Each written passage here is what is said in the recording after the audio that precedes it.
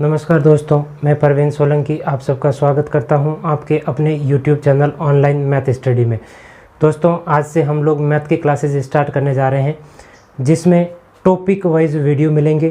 प्रत्येक वीडियो में basic plus trick दोनों से क्वेश्चन सॉल्व करना सीखेंगे। तो आइए शुरू करते हैं।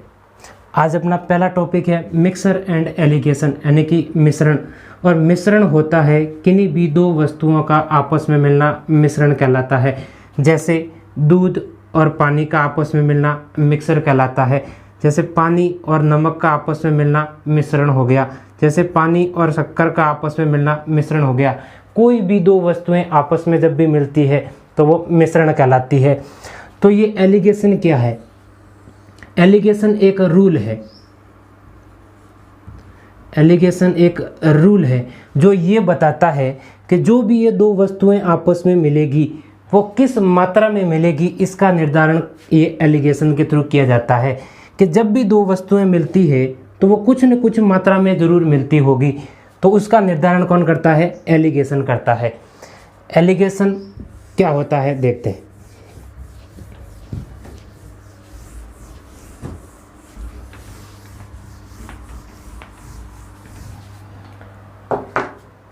एलिगेशन कहता है कि एक वैल्यू को इधर रखो और दूसरी वैल्यू को इधर रखो, और इन दोनों वैल्यू की जो फाइनल वैल्यू होती है उस वैल्यू को बीच में रखो। एक वैल्यू को इधर रखो, दूसरी वैल्यू को इधर रखो और फाइनल वैल्यू को बीच में रखो। दूसरा रूल ये कहता है कि एक वैल्यू फाइनल वैल्यू से छोटी होगी तो दूसरी वैल्यू फाइनल वैल्यू से बड़ी होगी। रूल नंबर तीसरा ये कहता है कि तीनों जगह ग्रुप इक्वल होना चाहिए। कैसे? अगर आप यहाँ पर स्पीड रखते हो तो यहाँ पर भी आपको स्पीड रखनी है और यहाँ पर भी आपको स्पीड रखनी है। अगर यहाँ पर आप टाइम रखते हो तो इधर भी आपको टाइम रखना है और बीच में भी आपको टाइम रखना है, यानी कि तीनों जगह ग्रुप इक्वल रखना है। चौथा रूल कहता है कि जब इक्वल हो जाए तो आपको करना क्या है? डायगोनली माइनस करना है। क्या करना है? डायगोनली माइनस करना है। यहाँ पर जो भी आएगा वो आएगा अनुपात के अंदर, लेकिन यहाँ क्या आएगा हमें नहीं पता। यहाँ क्या आएगा, लेकिन हमें एक बात का पता जरूर है कि यहाँ वो नहीं आएगा जो ऊपर है। यहाँ स्पीड नहीं आएगी, बाकी कुछ भी आ सकता है।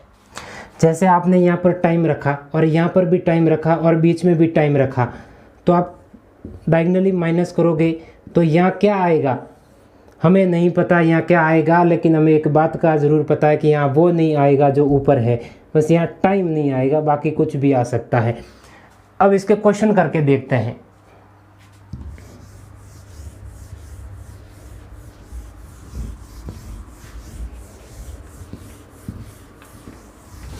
देखिए पहला क्वेश्चन, 20 रुपये प्रति किलोग्राम के चावल को 28 रुपये प्रति किलोग्राम के चावल के साथ किस अनुपात में मिलाया जाए कि मिश्रण का मूल्य 25 रुपये प्रति किलोग्राम हो जाए। तो देखो ये कह रहा है कि 20 रुपये प्रति किलोग्राम के चावल हैं और दूसरे 28 रुपये प्रति किलोग्राम के चावल हैं। इन दोनों चावलों को किस अनुपात में मिलाऊं कि मिलने के बाद इसका मूल्य 25 रुपये प्रति किलोग्राम हो जाए। अब देखो एक वैल्यू छोटी तो दूसरी वैल्यू बड़ी होगी, तो करना क्या है? Diagonally minus. 28 में से 25 गए, कितने हो गए? 3। और 25 में से 20 तो कितने हो गए? 5। तो हमारा आंसर हो जाएगा 3:5।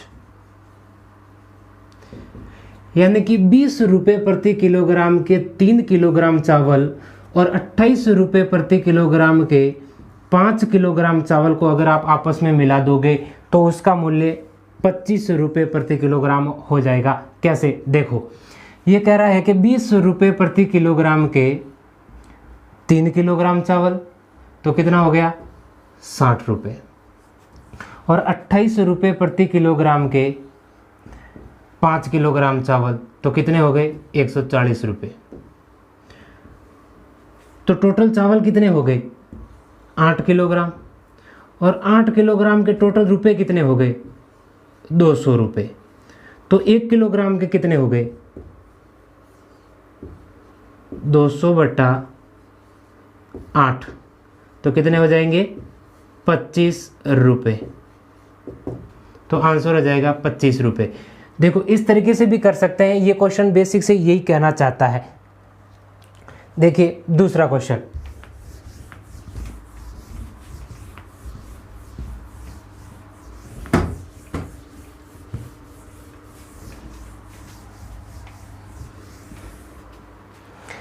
दूसरा क्वेश्चन कहता है कि एक क्लास का औसत वजन 15 किलोग्राम है तथा दूसरी क्लास का औसत वजन 30 किलोग्राम है तथा दोनों कक्षाओं का औसत वजन 25 किलोग्राम है, तो पहली और दूसरी कक्षा के छात्रों का अनुपात ज्ञात करें। तो ये कह रहा है कि पहली दो कक्षाएं हैं, एक है पहली और एक है दूसरी। पहली कक्षा के छात्रों का औसत वजन 15 किलोग्राम है तथा दूसरी कक्षा के छात्रों का औसत वजन 30 किलोग्राम है तथा इन दोनों कक्षाओं का औसत वजन 25 किलोग्राम है। देखो एक वैल्यू छोटी तो दूसरी वैल्यू बड़ी, तो करोगे क्या, डायगोनली माइनस करना है। 30 में से 25 गए, कितने बच गए 5, और 25 में से 15 गए तो कितने बच गए 10। 5:10, तो ये कट जाएगा तो 1:2। ये कह रहा है कि 15 किलोग्राम का एक छात्र है तो दूसरी कक्षा के 30 किलोग्राम के कितने छात्र हैं, 2 छात्र हैं, तो आंसर हो जाएगा 1:2। नेक्स्ट क्वेश्चन,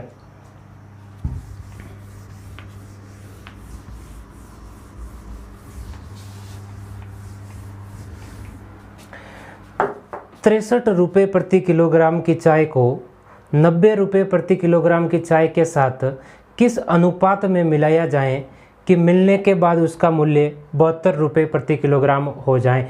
तो ये कह रहा है कि ₹63 प्रति किलोग्राम की चाय को ₹90 प्रति किलोग्राम की चाय के साथ किस अनुपात में मिलाया जाए कि उस मिश्रण का मूल्य ₹72 प्रति किलोग्राम हो जाए।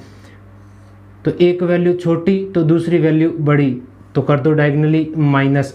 90 में से 72 गया तो कितना बच गया 18, और 72 में से 9 गया 63 गया तो कितना बच गया 9, तो आंसर हो जाएगा 1 और ये हो जाएगा 2, तो आंसर हो जाएगा 2:1। बिल्कुल बहुत आसान से क्वेश्चन है। नेक्स्ट क्वेश्चन, एक दुकानदार ₹27 प्रति किलोग्राम के चावल तथा ₹60 प्रति किलोग्राम के चावल को मिलाकर ₹42 प्रति किलोग्राम की दर से बेचता है। यदि कुल मिश्रण की मात्रा 132 किलोग्राम हो तो बताइए ₹27 प्रति किलोग्राम के कितने किलोग्राम चावल बेचे। तो ये कह रहा है कि ₹27 प्रति किलोग्राम के चावल और ₹60 प्रति किलोग्राम के चावल दोनों को मिला करके ₹42 प्रति किलोग्राम की दर से बेचता है। तो एक वैल्यू छोटी तो दूसरी वैल्यू बड़ी, तो कर दो डायगोनली माइनस, तो ये हो जाएगा 18 और ये हो जाएगा 15। काटोगे तो ये कट गया 3 के पाड़े से 6 बार और ये कट गया 3 के पाड़े से 5 बार, यानी कि ₹27 प्रति किलोग्राम के 6 किलोग्राम चावल है तो ₹60 प्रति किलोग्राम के 5 किलोग्राम चावल है, तो टोटल मिश्रण कितना हो गया 11 किलोग्राम। लेकिन क्वेश्चन कह रहा है कि मिश्रण 11 नहीं है, कितना है 132 किलोग्राम। कितने गुणा 12 गुणा, एक मल्टीपल ढूंढ लिया तो क्वेश्चन में बैठा प्रत्येक मान उतने गुणा है। तो ये कह रहा है कि ₹27 प्रति किलोग्राम के कितने चावल बेचे, तो इसको भी कर दो 12 गुणा, तो ये हो जाएगा 12 चिका 72।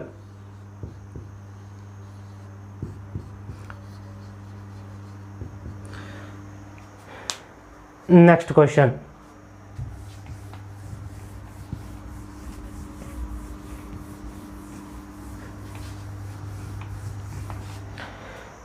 नेक्स्ट क्वेश्चन कहता है कि कुल 10 जानवर हैं जिसमें कुछ कुत्ते हैं तथा कुछ बिल्लियां हैं। प्रत्येक कुत्ता 6 बिस्किट खाता है तथा प्रत्येक बिल्ली 5 बिस्किट खाती है। कुल 56 बिस्किट हैं, तो कुत्ते व बिल्लियों की संख्या ज्ञात करें। यानी कि टोटल एनिमल दे रखे हैं 10, जिसमें कुछ कुत्ते हैं तथा कुछ बिल्लियां हैं तथा कुल 56 बिस्किट हैं। प्रत्येक कुत्ता 6 बिस्किट खाता है तथा प्रत्येक बिल्ली 5 बिस्किट खाती है। तो आपको बताना है कुत्ते व बिल्लियां की संख्या बतानी है। तो क्या मैं इस 6 को 5 + 1 लिख सकता हूं? यानी कि छोटी वैल्यू के रेस्पेक्ट में बड़ी वैल्यू को सेटिस्फाई करना सेटिस्फाई द जूनियर कॉन्सेप्ट कहलाता है। तो बराबर 5 + 1 कर दिया तो कितना हो गया? 6। छोटी वैल्यू को पूरे क्वेश्चन से हटा दो। कुल 10 जानवर हैं। प्रत्येक जानवर को अगर मैं 5-5 बिस्किट दूं, 5 ही कुत्ते को देने हैं और 5 ही बिल्ली को देने हैं, तो टोटल बिस्किट कितने हो गए? 50। लेकिन टोटल बिस्किट दे कितने रखे हैं? 56। और 56 में से 50 बिस्किट तो हमने दे दिए, तो शेष बिस्किट कितने बच गए?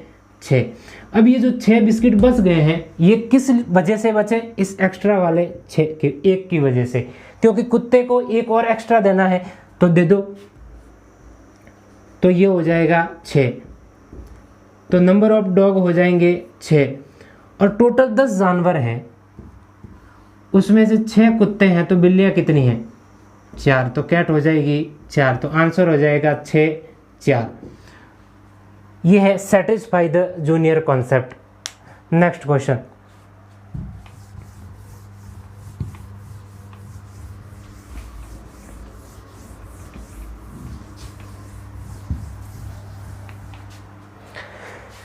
नेक्स्ट क्वेश्चन है, कुल 200 सिर हैं, जिसमें कुछ कुत्ते हैं तथा कुछ कबूतर हैं तथा 560 पैर हैं, तो कुत्तों की संख्या ज्ञात करें।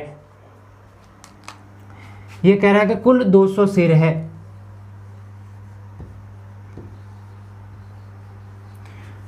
जिसमें कुछ कुत्ते हैं तथा कुछ कबूतर हैं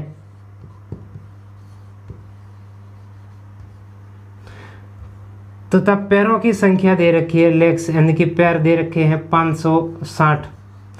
अब की बार इस क्वेश्चन में ना तो कुत्ते के पैर दिए न कबूतर के पैर दिए, तो अपनी तरीके से देखना पड़ेगा। तो कुत्ते के 4 पैर होते हैं और कबूतर के 2 पैर होते हैं। तो क्या मैं इस 4 को 2 + 2 लिख सकता हूं? एक वैल्यू इसके बराबर करनी है और जो इसमें से शेष बच जाए वो प्लस करके आगे लिख लेना है। छोटी वैल्यू को पूरे क्वेश्चन से हटा दो। कुल 200 जानवर हैं और प्रत्येक जानवर के अगर मैं 2-2 पैर गिनूं तो टोटल पैर कितने हो जाएंगे? 400। लेकिन टोटल पैर दे कितने रखे हैं? 560। टोटल पैर दे रखे हैं 560 और 560 में से 400 तो गिन लिए, तो शेष कितने बच गए? 160। और ये 160 शेष बच गए, किस वजह से बचे? क्योंकि कुत्ते के अगले 2 पैर गिनने बाकी हैं, इस 2 की वजह से। तो दे दो 2 का भाग, तो नंबर ऑफ डॉग हो जाएंगे 80। तो आंसर हो जाएगा 80। बिल्कुल आपको समझ में आ रहा होगा, बहुत ही आसान सा तरीका है, ज़्यादा मुश्किल नहीं है। 2 से 4 क्वेश्चन और करोगे तो और अच्छी तरीके से समझ में आ जाएगा। लिखिए नेक्स्ट क्वेश्चन। किसी पार्किंग में 175 वाहन हैं, जिसमें कुछ 2 पहिए वाले हैं तथा कुछ 4 पहिए वाले हैं तथा कुल 520 पहिए हैं। तो 4 पहिए वाले वाहनों की संख्या ज्ञात करनी है। तो यह कह रहा है कि किसी पार्किंग में टोटल व्हीकल दे रखे हैं 175, जिसमें कुछ 2 पहिए वाले हैं और कुछ 4 पहिए वाले हैं तथा टोटल पहिए दे रखे हैं 520। तो आपको बताने हैं कि 4 पहिए वाले वाहन कितने हैं। तो क्या मैं इस 4 को 2 + 2 लिख सकता हूं? छोटे वैल्यू को पूरे क्वेश्चन से हटा दो। टोटल 175 वाहन हैं और प्रत्येक वाहन के अगर मैं 2-2 पहिए गिनूं तो टोटल पहिए कितने हो जाएंगे? 350। लेकिन टोटल पहिए दिए कितने रखे हैं? 520। 520 में से हमने 350 तो गिन लिए, तो शेष कितने बच गए? 170 और ये 170 बच गए, किस वजह से बचे? इस एक्स्ट्रा वाले 2 की वजह से। तो दे दो भाग, तो नंबर ऑफ 4 व्हीलर आ जाएंगे 85। तो आंसर आ जाएगा 85। देखिए नेक्स्ट क्वेश्चन।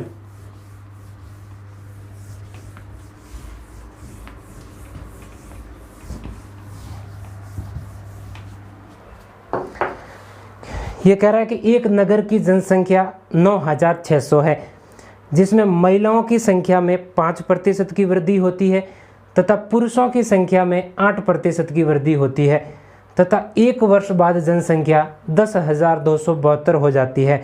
तो बढ़ने से पूर्व पुरुषों की संख्या क्या थी? ये कह रहा है कि एक नगर की जनसंख्या 9600 है, महिलाओं की संख्या में 5% की वृद्धि होती है तथा पुरुषों की संख्या में 8% की वृद्धि होती है तथा 1 वर्ष बाद जनसंख्या 10,272 हो जाती है। तो बताना है कि बढ़ने से पूर्व पुरुषों की संख्या क्या थी। तो इस 8 को मैं 5 + 3 लिख सकता हूं। एक वैल्यू को इसके बराबर करनी है, जो शेष बच जाए इसमें से उसको प्लस करके पीछे लिख देना है। तो 9600 की जनसंख्या थी। अगर प्रति वर्ष 5% की दर से वृद्धि हो तो कितना हो जाएगा? 2 0 से 2 0 कट गए, तो ये हो जाएगा 480। लेकिन इस 1 वर्ष के अंदर टोटल वृद्धि हुई कितनी? 9600 से 10,272 हो गया, तो कितनी बढ़ी? 672। टोटल जनसंख्या कितनी बढ़ी? 672। तो 672 में से 5% की दर से 480 बढ़ गई, तो शेष कितनी रही? 672 में से 480 तो बढ़ गई, लेकिन शेष कितनी रही? 192। ये जो 192 शेष बच गई, ये किस वजह से बची? इस एक्स्ट्रा वाले 3 की वजह से। और प्रतिशत के लिए कर दो 100, तो ये हो जाएगा 6 3 18 और 4 3 12। आंसर हो जाएगा 6400। इस क्वेश्चन को करने के लिए ज़रूरी नहीं है कि आप इसी तरीके से करो, आप एलिगेशन लगा करके भी इस क्वेश्चन को कर सकते हो। जैसे ये कह रहा है कि महिलाओं की संख्या में 5% की वृद्धि होती है और पुरुषों की संख्या में 8% की वृद्धि होती है तथा ऑल ओवर वृद्धि कितनी हुई? 672 की। किस पे हुई? 9600 पे। और प्रतिशत के लिए कर दो 100, तो 2 0 से 2 0 कट गए और 96 7 672, तो ये हो जाएगा 7%। ऑल ओवर वृद्धि हो गई 7%, तो कर दो डायगनली माइनस। तो 8 में से 7 गया, कितना बच गया? 1। और 7 में से 5 गया, तो कितना बच गया? 2। कि महिलाओं की संख्या में अगर 1 की वृद्धि हुई तो पुरुषों की संख्या में 2 की वृद्धि हुई, तो टोटल वृद्धि कितनी हुई? 3। लेकिन क्वेश्चन कह रहा है कि टोटल वृद्धि 3 नहीं हुई, कितनी हुई? 9600 की। क्योंकि ये बढ़ने से पूर्व पूछा, इसलिए 9600 से गुणा किया। कितने गुणा? 3 3 9, 3 दूनी 6 और 2 0 का 2 0, 3200 गुणा। एक मल्टीपल ढूंढ लिया तो क्वेश्चन में बैठा प्रत्येक मान उतने गुणा है। तो ये कह रहा है कि पुरुषों की संख्या बताओ, तो इसको भी कर दो 3200 गुणा, तो ये हो जाएगा 32 दूना 64, तो आंसर हो जाएगा 6400। बिल्कुल बेसिक सा क्वेश्चन था, ज़्यादा मुश्किल नहीं था।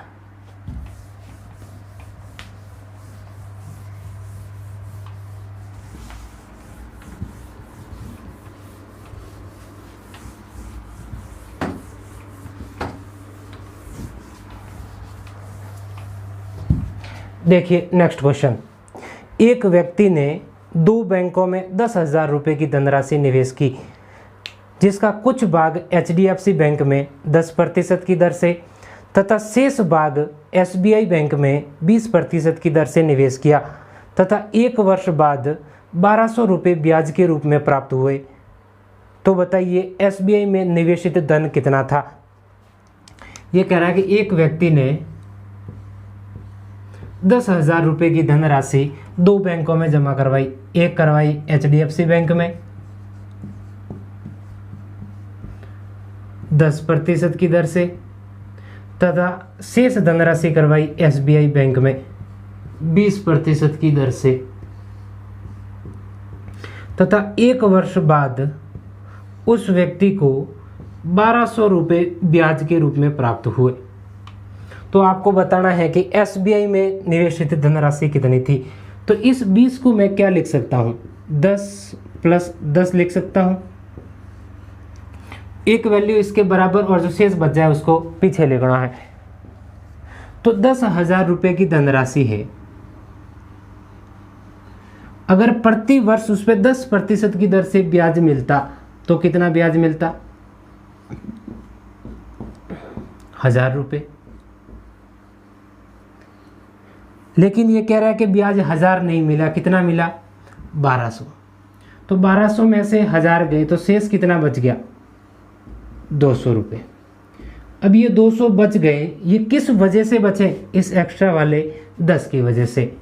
तो कर दो 10 और इनटू में कर दो 100, तो 0 से 0 कट गया। तो 200 को 10 से गुणा किया तो कितना हो जाएगा, 2,000 रुपये।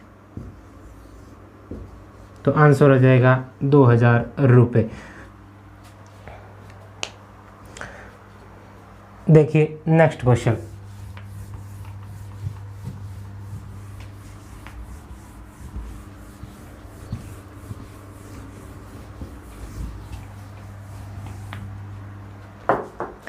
नेक्स्ट क्वेश्चन कहता है कि एक दुकानदार ने 30 किलोग्राम चावल 9.50 रुपीज़ प्रति किलोग्राम के भाव से खरीदा और उसने दूसरे प्रकार का 40 किलोग्राम चावल 8.50 रुपीज़ प्रति किलोग्राम के भाव से खरीदा तथा उसने उनको मिला करके 8.90 रुपये प्रति किलोग्राम के भाव से बेच दिया। तो बताइए कि उसे कितने रुपए का लाभ या हानि हुई।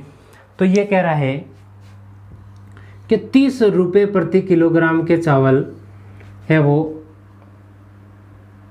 9.50 रुपीज़ प्रति किलोग्राम के भाव से खरीदा तथा 40 किलोग्राम चावल 8.50 रुपीज़ प्रति किलोग्राम के भाव से खरीदा तथा इन दोनों को मिला करके, तो मिलाया तो कितना हो गया 70 किलोग्राम, और इनको मिला करके 8.90 रुपीज़ प्रति किलोग्राम के भाव से बेच दिया। तो बताइए कि पूरे व्यापार में कितने रुपए की लाभ या हानि हुई। इस क्वेश्चन को करने के तरीके बहुत हैं बेसिक से, लेकिन अपन को उस तरीके से नहीं करना है। एक मैं आपको नया तरीका बता रहा हूँ, value put zero in arithmetic, कि किसी भी वैल्यू को जीरो मान के भी आंसर आ सकता है। कैसे, कि जो भी इसमें से आपको छोटी वैल्यू लग रही है उसको जीरो मान लो। जैसे 8.50 को अगर मैं जीरो मान लूँ तो 9.0 को कितना मानूंगा, 9.50 को कितना मानूंगा, 1 रुपये। ये इससे कितना बड़ा है बस आपको ये देखना है कि 1 किलो का 1 रुपये, तो 30 किलोग्राम के कितने हो गए, 30 रुपये। अगर 8.50 को अगर मैं जीरो मानूं तो 8.90 को कितना मानूंगा, पॉइंट के 40 पैसे, और 1 की वैल्यू 40 पॉइंट के 40 पैसे, तो 70 की वैल्यू कितनी हो जाएगी, 70, और पॉइंट हटाया तो बट्टे में 100। ये 0 से 0 और 0 से 0, तो ये हो जाएगा 728। तो किसी वस्तु को 30 रुपये में खरीदा और उसको 28 रुपये में बेचा तो कितने रुपए की हानि हुई, 2 रुपये की हानि हो गई। तो आंसर हो जाएगा 2 रुपये का लॉस। बिल्कुल बेसिक सा क्वेश्चन था, value put zero in arithmetic. देखिए नेक्स्ट क्वेश्चन। एक दुकानदार ने 48 किलोग्राम गेहूं 10.66 रुपये प्रति किलोग्राम के भाव से खरीदा और उसने दूसरे प्रकार के 52 किलोग्राम गेहूं 9.91 रुपये प्रति किलोग्राम के भाव से खरीदा और उसने उन्हें मिला करके 10.21 रुपये प्रति किलोग्राम के भाव से बेच दिया। तो बताइए उन्हें पूरे व्यापार में कितने रुपए की लाभ या हानि हुई। तो देखिए ये कह रहा है कि 48 किलोग्राम गेहूं उसने 10.66 रुपये प्रति किलोग्राम के भाव से खरीदा और 52 किलोग्राम गेहूं उसने 9.91 रुपये प्रति किलोग्राम के भाव से खरीदा और उसने उन दोनों को मिलाया तो कितना हो गया 100 किलोग्राम, मिलाकर उसको 10.21 रुपये प्रति किलोग्राम के भाव से बेच दिया। तो आप करोगे क्या, छोटी वैल्यू को 0 मान लो। अगर 9.91 को 0 मानूं तो 10.66 को कितना मानूंगा, पॉइंट के 75। एक की वैल्यू 0.75 तो 48 की वैल्यू कितनी हो जाएगी, 48 से गुणा, और ये पॉइंट हटाया तो बट्टे में 100।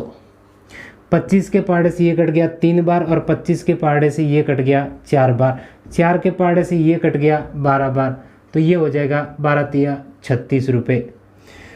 अगर मैं 9.91 को 0 मानूं तो 10.66 को कितना मानूं, 10.21 को कितना मानूंगा, पॉइंट के 30 पैसे, और एक की वैल्यू पॉइंट के 30 पैसे, तो 100 की वैल्यू कितनी हो जाएगी, तो 100 से गुणा, और पॉइंट हटाया तो बट्टे में 100, तो 100 से 100 कट गया तो कितना हो गया 30 रुपये।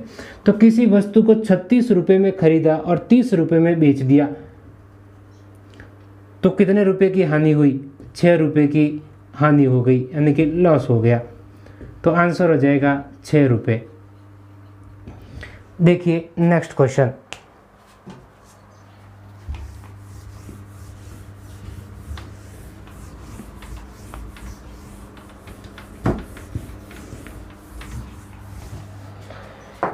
एक व्यक्ति 80 किलोमीटर की दूरी 7 घंटे में तय करता है, जिसका कुछ भाग पैदल 8 किलोमीटर प्रति घंटे की गति से तय करता है तथा शेष भाग साइकिल द्वारा 16 किलोमीटर प्रति घंटे की दर से तय करता है।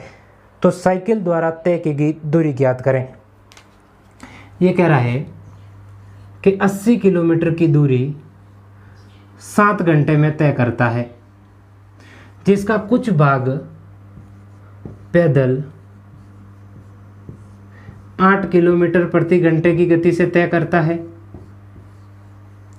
और शेष भाग साइकिल द्वारा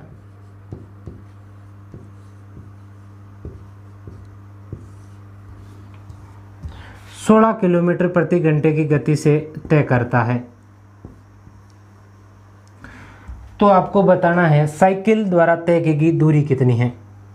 तो इस 16 को मैं क्या लिख सकता हूँ, 8 + 8 लिख सकता हूँ। छोटी वैल्यू को पूरे क्वेश्चन से हटा दो। अगर 1 घंटे में 8 किलोमीटर की दूरी तय करता है तो 7 घंटे में कितनी करेगा, 56 किलोमीटर। लेकिन टोटल जाना कितना है, 80 किलोमीटर, और 80 में तो 56 किलोमीटर की दूरी तो तय कर दी, तो शेष दूरी कितनी रही, 24 किलोमीटर। और ये शेष जो 24 बच गया है, ये किस वजह से बचा, इस एक्स्ट्रा वाले 8 की वजह से। तो दे दो 8 का भाग, तो समय आ जाएगा 3 घंटे। और साइकिल 1 घंटे में कितनी चलती है, 16 किलोमीटर, तो 3 घंटे में कितनी चलेगी, 48 किलोमीटर। तो आंसर हो जाएगा 48 किलोमीटर। साइकिल द्वारा तय की गई दूरी हो जाएगी 48 किलोमीटर। देखिए नेक्स्ट क्वेश्चन, एक व्यक्ति 61 किलोमीटर की दूरी 9 घंटे में तय करता है, जिसका कुछ भाग पैदल 4 किलोमीटर प्रति घंटे की गति से तय करता है तथा शेष भाग साइकिल द्वारा 9 किलोमीटर प्रति घंटे की गति से तय करता है। तो साइकिल द्वारा तय की गई दूरी ज्ञात करें। क्वेश्चन कह रहा है कि 61 किलोमीटर की दूरी 9 घंटे में तय करता है, जिसका कुछ भाग पैदल 4 किलोमीटर प्रति घंटे की गति से तय करता है तथा शेष भाग साइकिल द्वारा 9 किलोमीटर प्रति घंटे की गति से तय करता है। तो ये कह रहा है कि साइकिल द्वारा तय की गई दूरी ज्ञात करें। तो इस 9 को मैं क्या लिख सकता हूँ, 4 + 5 लिख सकता हूँ। छोटी वैल्यू को पूरे क्वेश्चन से हटा दो। अगर 1 घंटे में 4 किलोमीटर जाता तो 9 घंटे में कितना जाता? 36 किलोमीटर। लेकिन अपन को टोटल जाना कितना है? 61 किलोमीटर। तो 61 में से 36 तो चले गए, शेष कितना बच गया? 25 किलोमीटर। और ये शेष जो 25 बच गया, इस किस वजह से बचा? इस एक्स्ट्रा वाले 5 की वजह से। तो दे दो भाग, तो कितना आ गया समय? 5 घंटे। और 1 घंटे में साइकिल कितनी जाती है? 9 किलोमीटर। तो 5 घंटे में कितनी चली जाएगी? 45 किलोमीटर। तो आंसर हो जाएगा 45 किलोमीटर। देखिए नेक्स्ट क्वेश्चन।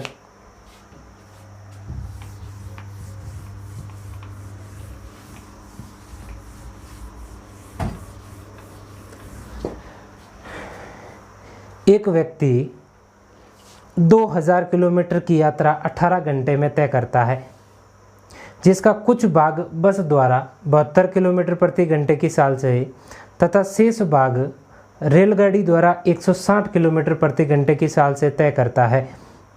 तो बस द्वारा तय की गई दूरी ज्ञात करें। तो ये कह रहा है कि एक व्यक्ति 2000 किलोमीटर की यात्रा 18 घंटे में तय करता है, जिसका कुछ भाग बस द्वारा 72 किलोमीटर प्रति घंटे की चाल से तय करता है और शेष भाग ट्रेन द्वारा 160 किलोमीटर प्रति घंटे की चाल से तय करता है। तो ये कह रहा है कि बस द्वारा तय की गई दूरी ज्ञात करें। तो 160 को मैं क्या लिख सकता हूँ? 72 प्लस में 88।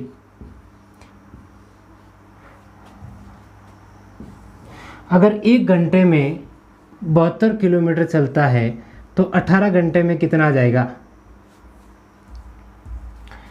1296 किलोमीटर। लेकिन टोटल जाना कितना है? 2000 किलोमीटर।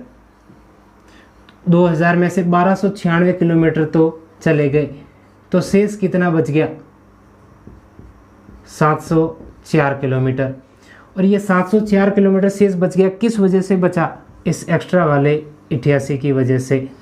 तो समय कितना आ जाएगा? 88 8 704। तो समय आ जाएगा 8 घंटे। अब ये 8 घंटे है वो ट्रेन चली है, ना कि बस। तो ये टोटल 18 घंटे हैं, उसमें से 8 घंटे ट्रेन चली, तो बस कितनी चली? 10 घंटे। और बस 1 घंटे में कितनी चलती है? 72 किलोमीटर। तो 10 घंटे में कितनी चल जाएगी? 720 किलोमीटर।